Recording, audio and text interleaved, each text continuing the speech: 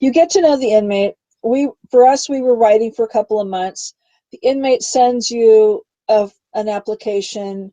The prison people do this full-on background check. So if there's anything in your background, you have to divulge it, no matter how small you think it is.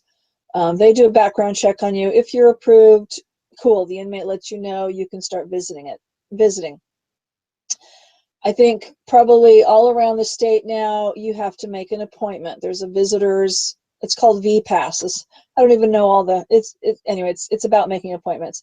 We used to have to drive to where the prison was and go not stand in line, or stand in line some places, sit in our cars in line for like hours and hours and hours because you had to wait to get your pass. And some places I've been, you'd get there in the wee hours of the morning, you'd be sleeping in your cars, and people would get grumpy because they'd try to cut, and it wasn't pretty. At least now we have a system, or the prison has a system, where 2 weeks out from the time you want to visit, you get online, you make an appointment for the processing, and then that day comes and you get to the prison. Like, I usually make my appointments for 8:30 or 9 o'clock. I get there a half an hour before. You drive up, you stop at the guard's gate, you show them your confirmation that you have an appointment, you show them your ID, you go in and park, and then excuse me, you go wait until the staff person comes out and calls 9 o'clock appointments or whatever, and they call your name and they give you passes. You fill out the pass, you get in another line. A lot of lines, a lot of waiting. You get in line, they look you up in the computer. So hopefully the computers are working that day. Hopefully your records have made it, you're in the computer system. Hopefully they can find you. There's a lot of things that could go wrong there. And they could have new staff working, and they don't know what they're doing, and sometimes they're very slow. But on a good day, it goes kind of quickly once you're in there. Then once you get in line, they check your clothing and they make sure, because you're only allowed to bring in, adults can bring in $50 for food, your key, no lipstick or anything like that. There's only a few $50 in ones and quarters, so it's not like you can bring in big bills or anything. The men are not supposed to touch the money. Then what else? That's pretty much it. You really can't bring anything else in. Now, when Carrie or a journalist comes in, we can bring in paper and a pencil to take notes. But that's it. Carrie can't bring in a recording device, and she certainly can't bring in a camera. That would make it a whole lot easier. But anyway, then they check your clothing. So, you can't look like the inmate. So no light blue clothing and no jeans, no blue denim jeans of any kind. You can't be in the same color combination as the inmate. So one day I wore a turquoise top. They thought that was too blue. Sunday, somebody was wearing a royal blue top. She got in. But there's probably reasons for that. Anyway, so it kind of depends on who's doing the clothing. But I generally tend to buy only clothing that I can wear to visit at the prison.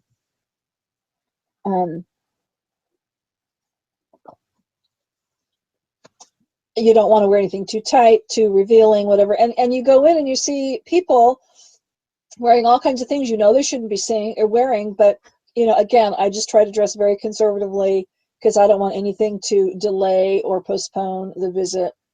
I just want to get in there and visit with my husband. So what are the visiting rooms like? It's kind of different every place we go, and he's been all over the state. The room we're in now is not that big, and they have 2 yards of men, and each yard holds about 1,000 men. And granted, not every man gets a visit, but usually there's one visiting room for every yard, which makes it a lot better. And usually we've been in some places where maybe there have been 50 tables, and so a group of 4 or 5 could sit around a table.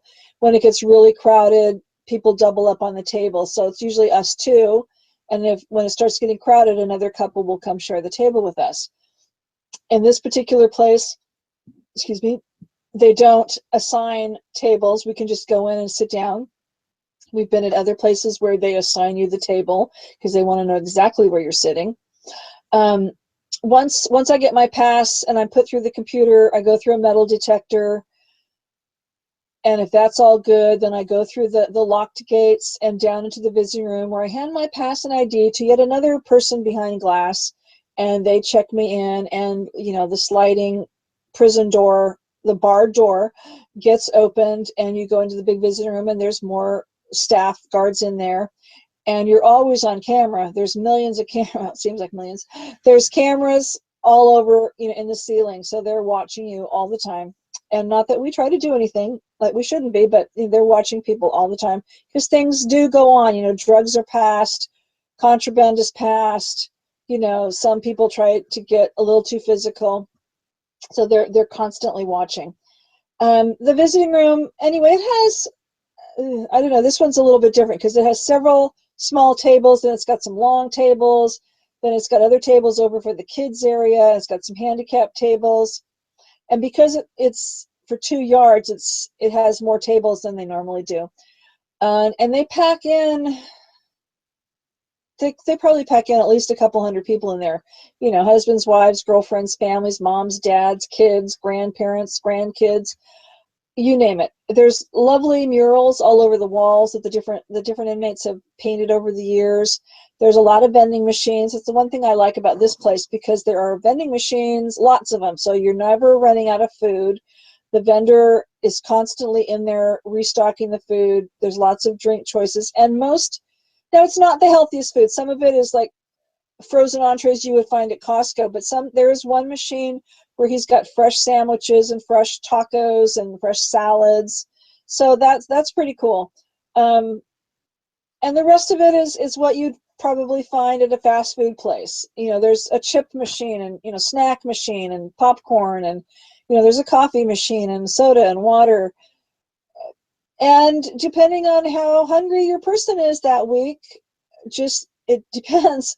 I don't rarely spend the $50. But sometimes Mark's pretty hungry and we might spend 30, 35. But again, it's, I don't eat much while I'm there, and he doesn't get a lot of good food on the other day. So, I'm happy to feed him as much as he wants to eat. Let's see. What are the inmates? You've probably seen what they wear. They have light blue shirts, and I don't know if it's actually denim. Some of them still have their old denim jeans, but they're blue denim colored pants, and they're not very attractive. Now, how long can we visit? Oh, good. Questions are starting. Yeah. How long can we visit? Like I said, visiting is a 6 hours each day of the week, Saturday, and 6 hours on Sunday. If you're in a place where it's not crowded, you can visit all day long. This place gets crowded quickly. We usually get 2 hours, maybe 2.5, on occasion 3. When Carrie comes, she comes from a far distance, so we get to stay the whole day. So that's cool. And we like it when Carrie comes anyway. Now, someone has asked, have they been moving Mark to different facilities, or are they changing your meeting room? No, they don't change our meeting room. He has moved all over the state. So when he was first incarcerated, he was at what's called Old Folsom, up in the town of Folsom. And the prison property there is called Repressa, for a good reason. But anyway, Old Folsom is really, really old. And Johnny Cash was there and all that. But, I think it's probably from the 1800s. They do have a great museum there. Then he went, New Folsom was built next door in the early 90s. So then he was at Old Folsom, I think, for 10 years. This was before I knew him. Then he was at New Folsom probably for 10 years. Then he was moved to Corcoran, which is in the Central Valley. And he was only there for a few months because somebody attacked him, I believe. And then he was moved to Mule Creek, which is in Ione near Jackson. It's a very small town, and that's where he was when I met him. And he was there probably 3 years, and then they changed the purpose of the yard he was on to be protective custody, so they moved most everybody down to Lancaster. When he was in, I didn't know him when he was at the 2 Folsoms, the first couple, the first 2 places he was at. When he was in Ione, then I I was living in Galt at the time, and I had an office. I started an office in Ione, so he was like 2 minutes down the road, and visiting was 4 days a week back then.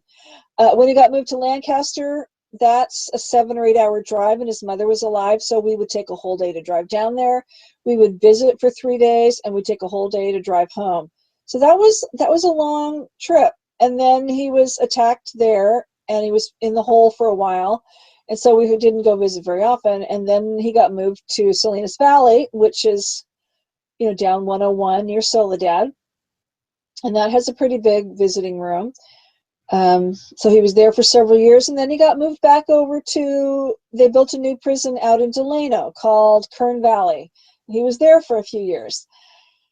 And that was, that was a 5 to 6 hour drive. And I would I would leave Marin late on a Friday night, get down there in the middle of the night, get into a hotel room, sleep for a few hours. And then back then we didn't have passes, so we had to get in a big long car line, and then you wait till early in the morning and you drive up and you get your pass. Then you could probably run and leave and go get breakfast. But, it was very long. And then I would spend the whole weekend there, and it was such a long drive, I would only visit once a month. And then if you visited, and you could get your visits terminated if you were coming more often. So I would space my visits out like every 30 days. And he also had a job, so he couldn't always get off. He couldn't always get the weekend off. So after that, he moved back to New Folsom. He was there for about 3 years, and now he's in Vacaville at a medium custody because they've changed his custody level. So now he's been at Vacaville. It might have been already 3 years. Time, I don't want to say time flies when you're having fun, because it isn't fun, but it does move along. But I think he's been there 3 years. Seems like that. Hopefully there were some threats or rumors or whatever. They had wanted to move a lot of the inmates, especially the white inmates, down to the Central Valley prisons because there's a big problem with valley fever, and the races of inmates that were more susceptible to that, they were moving them up north into other prisons. So, we were worried at one time he was going to have to go there. But with his health problems and whatever, they did not send him there. So that was really good. We don't want that to happen.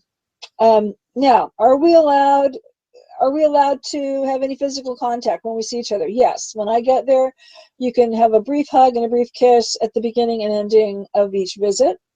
We can hold hands throughout the whole visit. He can't have his arm around me. I can't have my arm around him. You can't be hugging the whole time. You certainly can't be kissing the whole time. And that's it. So we've been holding hands for 18 years, but that's pretty cool. I don't know a lot of people who get to hold hands with their husband as much as I do. Let's see. I already answered that question. So what are their cells like? They have like a 6x9 cell. It's small. Fortunately, right now, my husband does not have a cellmate, so he can spread out a little bit. There's 2 bunks. You each get 1 shelf. There's one, what they call a desk, so basically a shelf attached to the wall.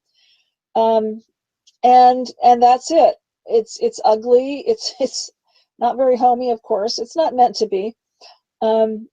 He has, because of family and friends over the years have helped him purchase things, it's like we've bought him. He has a TV. He has some kind of stereo or music system, a radio or whatever, to play CDs. And he has a typewriter. And he probably has like a hot pot to heat food in. It's not glamorous. He has no internet. He doesn't have a computer. He doesn't get to email me back and forth. He doesn't have a cell phone. I'm not going to buy him one. That's illegal. So, it's Spartan, but he makes the best of it. Oh, good. There's more questions. And I've already answered that. Cool. So the question is, are there other military men like Mark there? Yes, there are numerous veterans that unfortunately are incarcerated. A lot of times what happens is that you've come home and you've done your military thing, and you're trained to react quickly and not always peacefully, because if somebody's, if you're used to having to defend yourself, well, maybe you're in a bar and somebody gets in your face or whatever, or you need to defend somebody. Maybe somebody's, being mean or attacking your girlfriend or whatever. And a lot of times it seems like the veterans that I hear of that are in there, just unfortunate circumstances, and they'll get into a fight and it often escalates. Like I said, over the years, he's always tried to have a veterans group going. Now, this particular facility, that hasn't been happening so much. I think there's staff people there that don't want the veterans group to go on. And as a felon, a convicted felon, he's not entitled to his veterans pension or pay. And if he died tomorrow, I wouldn't get any widow's pension from the military. But I mean, I have seen a nice young man in there, and his visitors left one day, and you could tell one was clearly, I mean, they were probably both clearly still in the military. They just weren't in any uniform.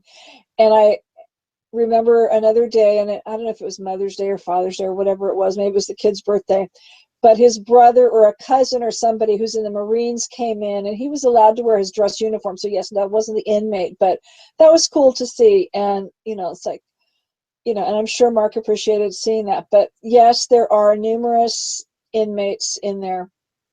I mean, there's numerous veterans in there, and they do try to support each other.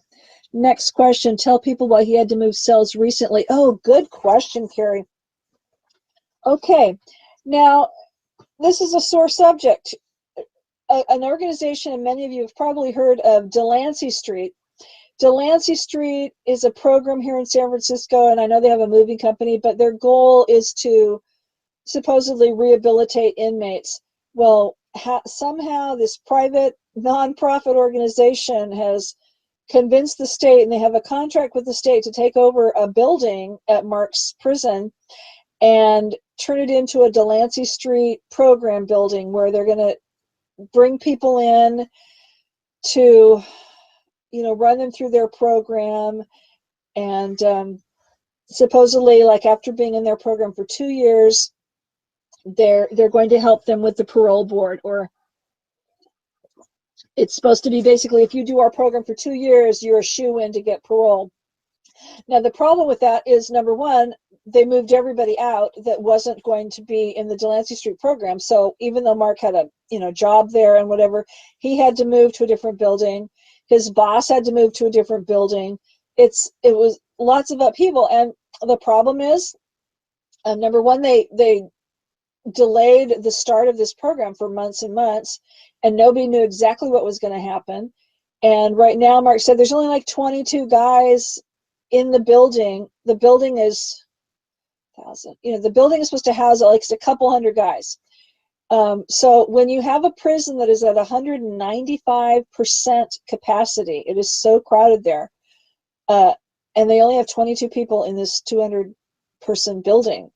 And I think they were supposed to do some remodeling. I don't know how much remodeling they're doing. The program people are there, but it's almost, you hear Mark talk about it, and it's very much like a cult. And, I'm happy if they can help rehabilitate some inmates, because there needs to be more rehabilitation. But this particular program is like, you have to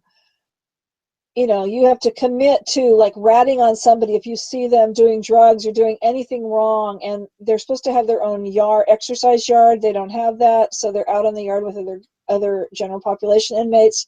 So it's not a good environment. And I know, and I don't know the woman's name or whatever. I think she has connections with the state government. No names, but Mark's pretty vocal. I mean, he doesn't go around stirring up trouble, but he's very vocal. He will let his opinions be known and whatever, and he will let his opinions about this program be known. And I know he came into visiting one day and basically said, if you don't agree with this woman's program and how she's going to run Delancey Street, she's telling the inmates basically, she's like putting hit orders out on the different inmates who aren't, who are just talking against it. It's like, whoa, like, these are scary things. This is what, and Mark doesn't usually tell me half the stuff that goes on behind the walls. He comes out into visiting, and he is the husband And it's not that he's not a nice guy behind the other wall, but at all. But he has to be on his guard behind, past visiting in the normal prison setting. And when he's out and visiting, yes, he's on his guard. He's always watching. He knows everything that's going on in that room. But he's my husband, and we're just having this great visit and this friendly interaction. But it's, I feel, it's scary to think what he's probably going through on a daily basis. And I'm glad I don't know everything. Trust me, I don't really want to know everything that's going on there. But to think that, all of them have to be on their guard all the time. And yes, he can take care of himself, but, it's just a rotten position for him to be in. Now, because of some of the current things that are going on there. Another question, yay. Does the government ever come to visit Mark for anything? Oh, good question. I think, I'm not sure if they do now. I know that he used to get sealed letters from certain staff in the Pentagon that the prison people would, you just have to hand him. They open everybody's mail. These certain sealed things they weren't allowed to open. I know that he is still in contact with people who are active military. I don't know who they are. I don't need to know. I don't want to know. It's none of my business. He's not going to tell me anyway. I don't know if they've come to visit him there, because what they will do is come during the week on a legal visit. So, he hasn't mentioned lately that anybody's come to visit him at Vacaville, but I know that he's in contact with people, because, for one, he's got all this great intelligence. He's got lots of information about what's going on in the world, and I know he keeps on top of what's going on in the news, and he can talk to people, but I'm sure he's getting information from somewhere.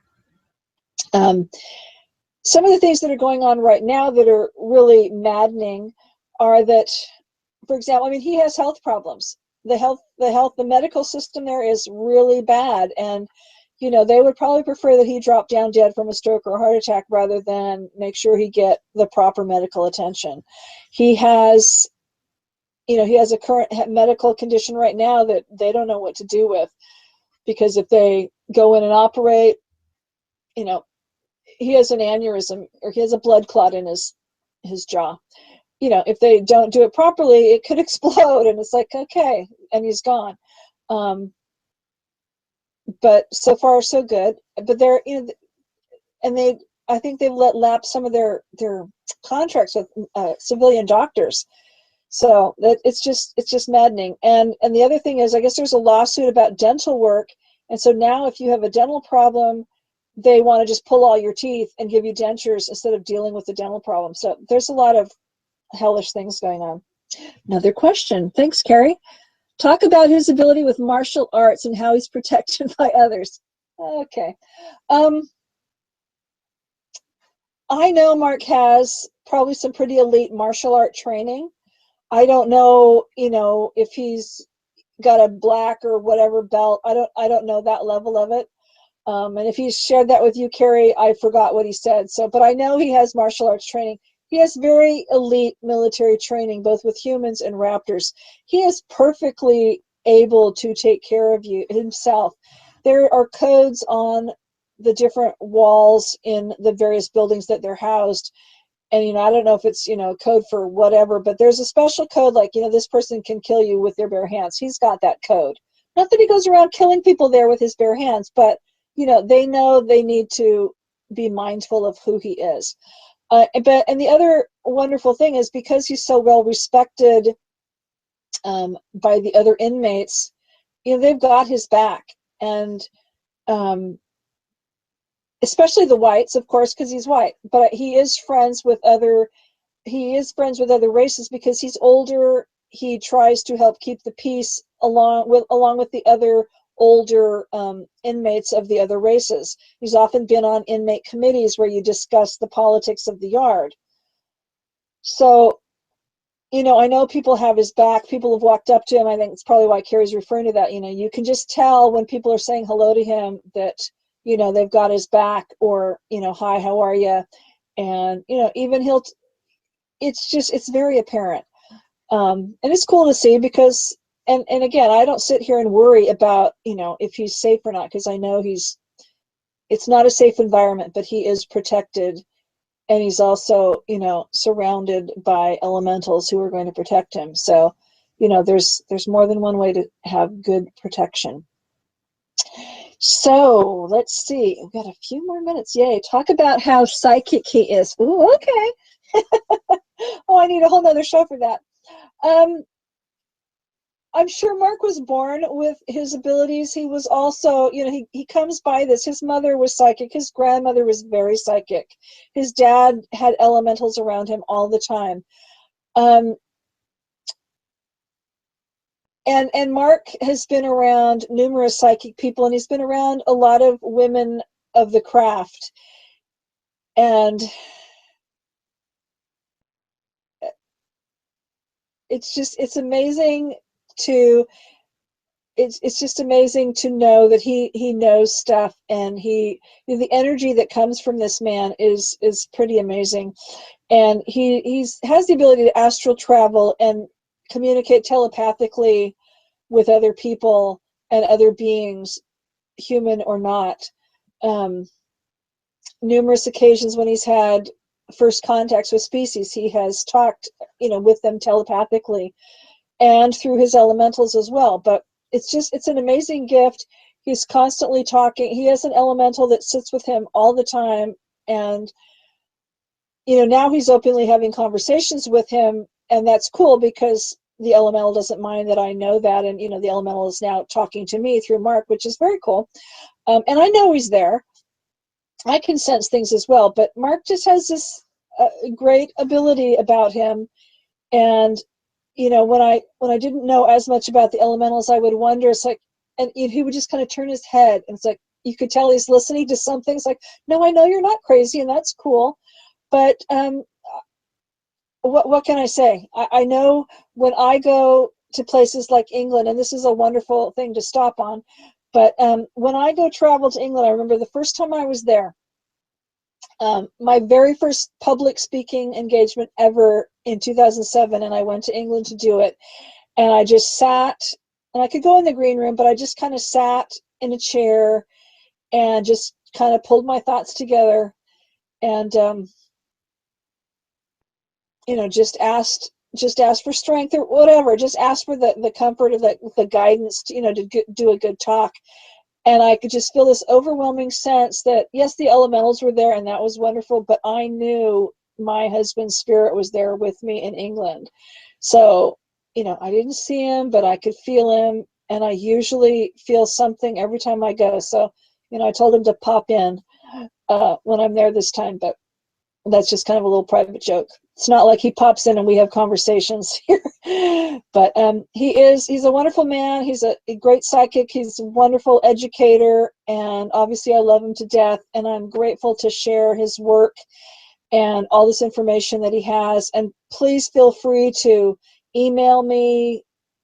I'm happy to Skype with people occasionally, but email me questions when the show's over or other days. If you're in England, come to the conference. I'm thrilled that the London one at the UFO Academy in Watford is sold out. I'm going to be speaking with Simon Parks and Tony Topping, and it's sold out. So yay, Carrie! That's exciting. So I will be back in 2 weeks with my friend Marilee Milmo, and we'll start talking about lots of different alien species. And thank you so much for listening. It's Earth Defense Headquarters, edhca.org, EcoChicks at edhca.org. I'm thrilled to talk to you. Happy to share all this information with you. Grateful for your support, and thank you for listening and watching. And until we meet again, thank you so much. Bye for now.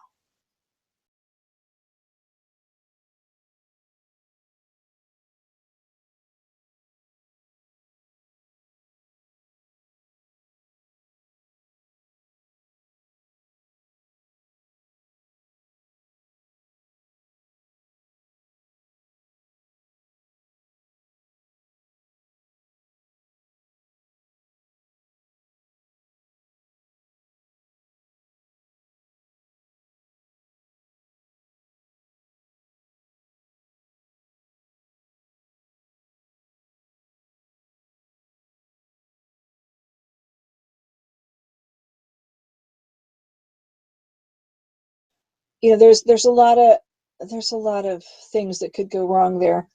And they could have new staff working and they don't know what they're doing, and sometimes they're very slow, but on a good day it goes kind of quickly once you're in there. Then once you get in line,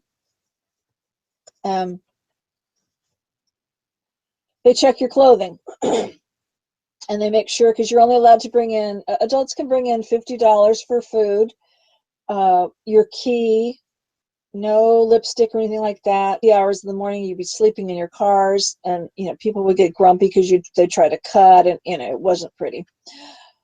At least now we have a system, or the prison has a system, where 2 weeks out from the time you want to visit, you get online, you make an appointment for the processing, and then that day comes and you get to the prison. Like, I usually make my appointments for 8:30 or 9 o'clock. I get there a half an hour before. You drive up, you stop at the guard's gate, you show them your confirmation that you have an appointment. You think it is. They do a background check on you. If you're approved, cool, the inmate lets you know, you can start visiting. I think probably all around the state now, you have to make an appointment. There's a visitors, it's called V-passes. I don't even know all the, anyway, it's about making appointments. We used to have to drive to where the prison was and go not stand in line, or stand in line some places, sit in our cars in line for like hours and hours and hours, because you had to wait to get your pass.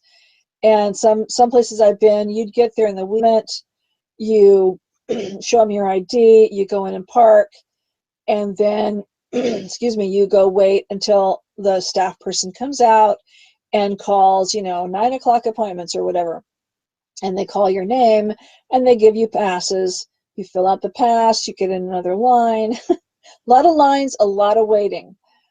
You get in line, they look you up in the computer, so hopefully the computers are working that day.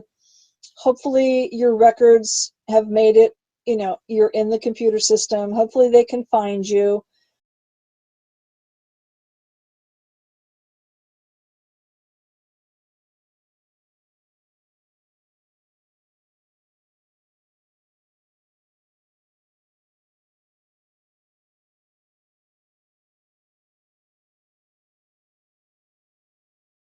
You get to know the inmate.